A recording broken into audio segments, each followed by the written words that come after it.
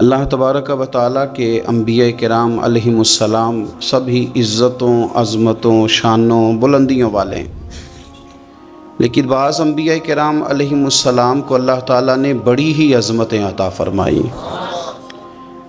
ان ہستیوں میں جد الانبیاء، ابو الانبیاء حضرت سیدنا ابراہیم خلیل اللہ علیہ السلام، اللہ تعالیٰ نے بڑی شانوں سے نوازا، بڑی عظمتوں سے نوازا، بڑی بزرگیاں عطا فرمائی۔ قرآن پاک میں جگہ جگہ اللہ تعالیٰ نے حضرت ابراہیم علیہ السلام کا ذکر فرمایا ہے۔ اللہ تعالیٰ کے وہ کتنے پاک پیغمبر ہیں اور کتنے وہ اللہ کے محبوب ہیں، کتنی ان کی اللہ کی بارگاہ میں قدر ہے کہ اللہ تبارک و تعالیٰ نے ان کی زندگی کی بہت ساری چیزوں کو، ان کے بہت ساری باتوں کو قرآن حکیم کی زینت بنایا۔ ہمارے ہاں بہت سارے لوگ بلندیوں پر پہنچنا چاہتے ہیں، قیادت کرنا چاہتے ہیں، لوگوں کی رہنمائی کرنے کا ارادہ رکھتے ہیں، لیکن وہ کہتے ہیں کہ ہمیں نا رستہ بالکل ہموار ملے اور بڑی جلدی سے ہم منزل تک پہنچ جائیں۔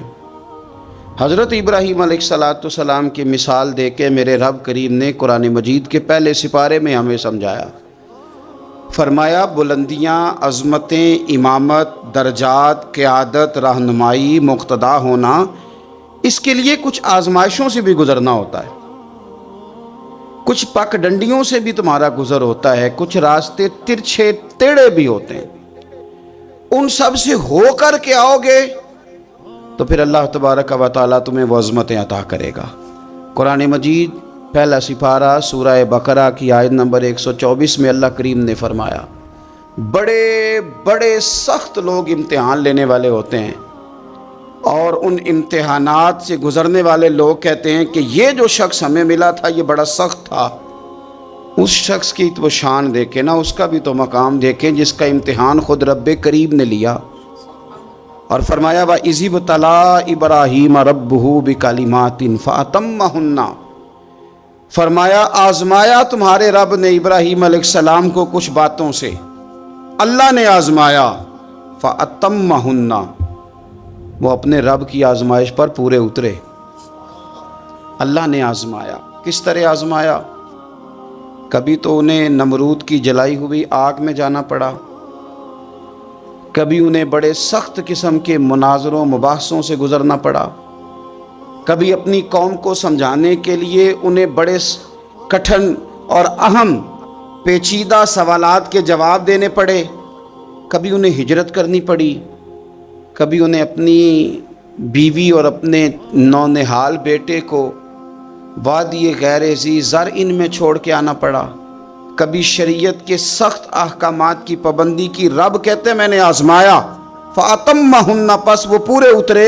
قَالَ إِنِّي جَاعِلُكَ لِلنَّاسِ إِمَامًا، فرمایا بے شک میں آپ کو تمام انسانوں کا امام بنانے والا ہوں۔ اب اللہ تعالیٰ نے ان کے لیے امامت کو رکھا، آپ کو تمام انسانوں کا امام بنانے والا ہوں۔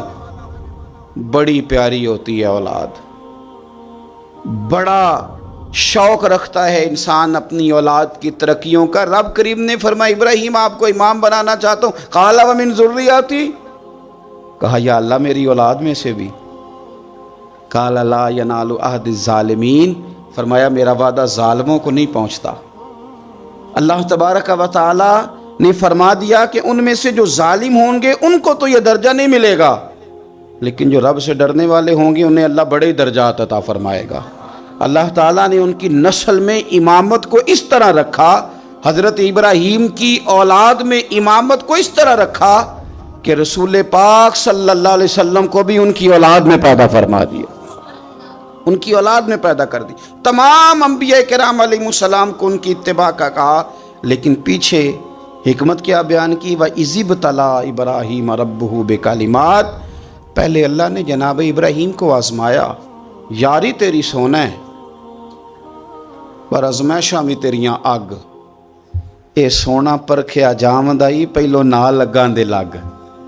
آپ پہلے کسی گھاٹی سے گزریں، کسی گھاٹی سے زخم پہ زخم کھا کے جی اور خونے جگر کے گھونٹ پی، آہ نہ کر لبوں کو سی، یہ عشق ہے کو دل لگی نہیں، یہ عشق ہے کوئی دل لگی نہیں۔ تو آزمائش جناب ابراہیم علیہ السلام کی زندگی کا ایک اہم نقطہ۔ پھر اس کے آگے ہم اسی سورہ بقرہ کے اندر جب تھوڑا سا مزید آگے بڑھتے ہیں تو جناب ابراہیم علیہ السلام کا ایک مناظرہ ہے، احقاق حق، کلمۃ الحق۔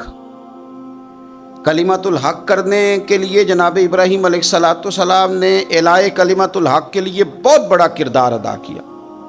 نمرود جیسے بادشاہ کے سامنے کھڑے ہو کے، اس کی حکومت ہے، اس کی طاقت ہے، اور وہ اس نشے میں اتنا مست ہو گیا ہے کہ معاذ اللہ اس نے خدا کہلوانا شروع کر دیا ہے۔ اس کے دربار میں کھڑے ہو کے اس کے ساتھ گفتگو کرنا اور اس کے سوالات کے جوابات دینا، اللہ کے پیارے محبوب علیہ السلام نے فرمایا افضل جہاد ہے ظالم بادشاہ کے سامنے کھڑے ہو کے حق کی بات کر دینا، یہ افضل ترین جہاد ہے۔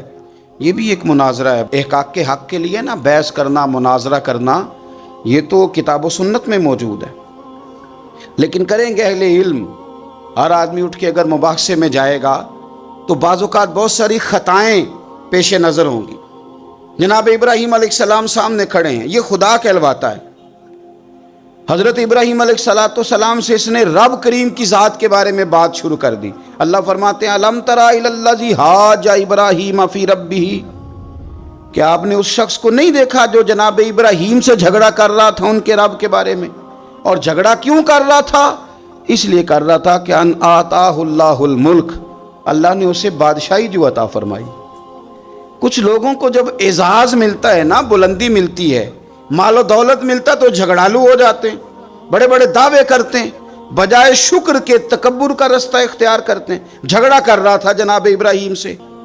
اذ قال ابراہیم ربی الذی یحیی و یمیت، حضرت ابراہیم فرمانے لگے میرا رب وہ ہے جو زندہ کرتا اور مارتا ہے۔ وہ بحث کر رہا ہے، گفتگو کر رہا ہے آپ کے ساتھ، فرمایا میرا رب وہ ہے جو زندہ کرتا اور مارتا ہے۔ گویا جناب ابراہیم علیہ السلام اس سے کہہ رہے ہیں کہ تیرا تو اپنا وجود رب کے ہونے کی دلیل ہے، تو ایک نطفہ تھا اور اس سے اللہ تعالیٰ نے تجھے وجود دیا، تیرے اندر روح پھونکی، تیرا اتنا بڑا جسم قائم ہوا۔ رب وہ ہے جو زندہ کرتا اور مارتا ہے۔ قال انا احیی و امیت، کہنے لگا میں بھی زندہ کرتا اور مارتا ہوں۔ اس نے اس طرح کیا کہ دو بندے بلائے نمرود نے، ایک کو سزائے موت کا حکم ہو چکا تھا، اس کو کہنے لگا تجھے سزائے موت کی سنائی تھی، نہ جا تو آزاد ہے، اور ایک بندہ بے گناہ تھا، اسے پکڑ کے قتل کر دیا، کہنے لگا دیکھو میں بھی مارتا اور زندہ کرتا ہوں۔ حالانکہ قتل کر دینے اور چھوڑ دینا، اس میں اور زندگی اور موت دینے میں کتنا بڑا فرق ہے۔ حضرت ابراہیم سمجھ گئے کہ بندہ موٹے دماغ کا ہے۔ کچھ لوگ موٹے دماغ کے ہوتے ہیں، بلا وجہ بحث کرتے رہتے ہیں۔ حضرت سعدی شرازی رحمۃ اللہ علیہ نے کیا خوب بات کہی، آپ فرمانے لگے 40 عالم بیٹھے ہوں، ایک دلیل سے انہیں چپ کرایا جا سکتا ہے، لیکن ایک جاہل بیٹھا ہو نا تو وہ 40 دلیلوں سے بھی چپ نہیں کرتا، کیونکہ جاہل ہے نا۔ علماء کے سامنے آپ دلیل بیان کریں گے تو 40 علماء بھی ہو تو ایک دلیل سے چپ کر دیں گے، تو جو ہے جاہل وَإِذَا خَاطَبَهُمُ الْجَاهِلُونَ قَالُوا سَلَامًا، یہ دلیل بھی اس کی بڑی کچی تھی، بڑی نکمی تھی۔ اب حضرت ابراہیم نے نا اس پر ایک اور مناظرانہ گرفت فرمائی۔ آپ فرمانے لگے اچھا، قال ابراہیم فإن اللہ یأتی بالشمس من المشرق فأتی بها من المغرب، فرمایا میرا رب وہ ہے جو سورج کو مشرق سے نکالتا ہے، تو اس طرح کر مغرب سے نکال دے۔ اگر تیرا بھی یہی دعویٰ ہے تو مغرب سے نکال دے۔ فبہت الذی کفر، تو رب فرماتا ہے کہ میرے خلیل کی بات سن کے کافر کے ہوش ہی اڑ گئے، اس کے ہوش اڑ گئے۔ جب حق کی بات ہوتی ہے فبہت الذی کفر، ہوش اڑ گئے اس کے، وہ تو حواس باختہ ہو گیا کہ یہ کیا بات کر دی۔ واللہ لا یہدی القوم الظالمین، اسے ہدایت پھر بھی نہیں آئی، کیوں کہ اللہ ظالموں کی قوم کو ہدایت نہیں دیتا، ہدایت نصیب نہیں ہوئی، ہوش اس کے اڑ گئے۔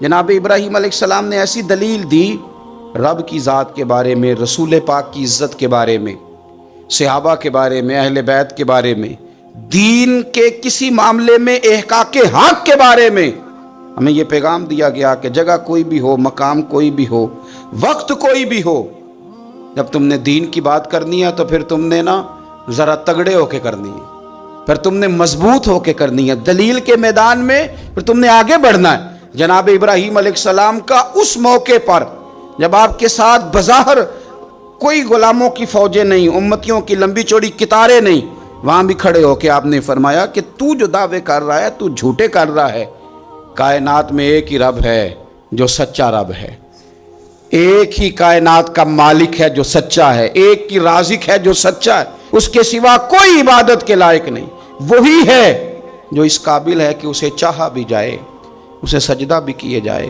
اس کی بارگاہ میں جھکا بھی جائے، اسے معبود بھی جانا جائے، اسے رازق بھی مانا جائے، اس سے پیار بھی کیا جائے، اسی کے لیے جیا جائے، اسی کے لیے انسان دنیا سے جائے۔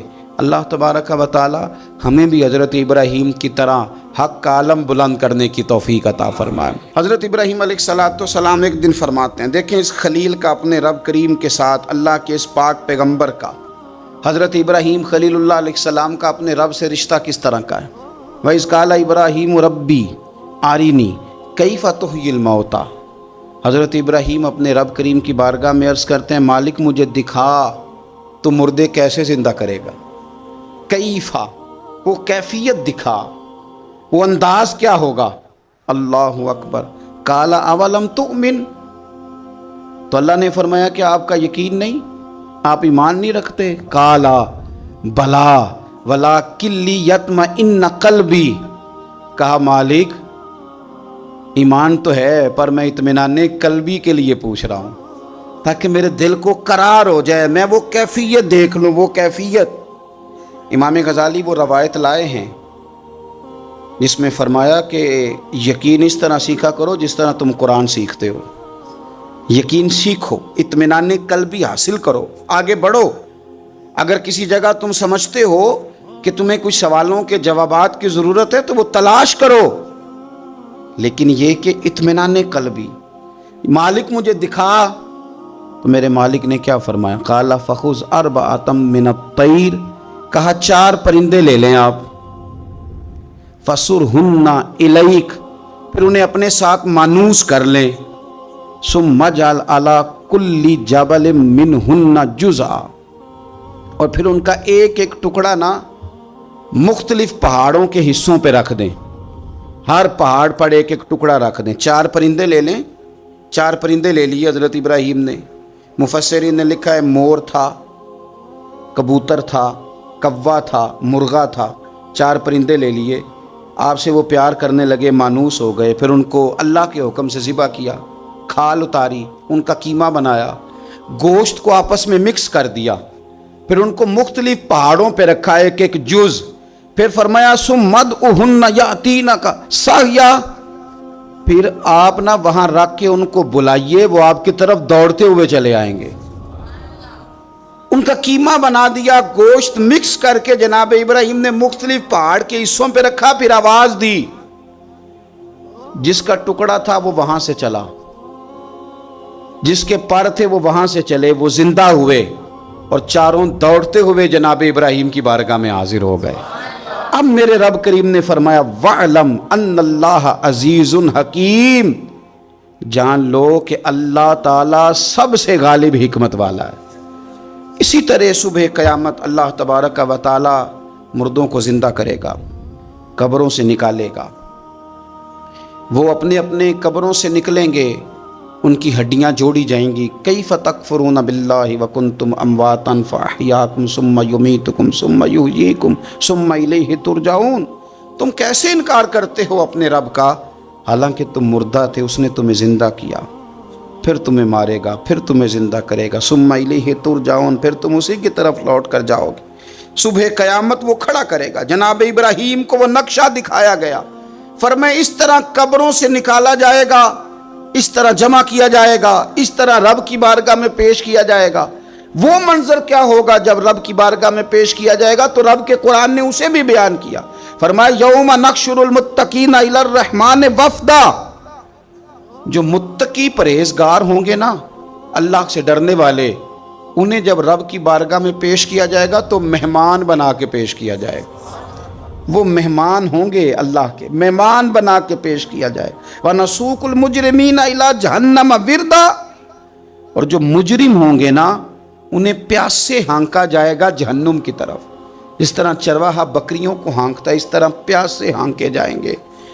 اللہ تعالی ہمیں اطمینان قلبی دے دے، یقین کامل کی دولت دے دے.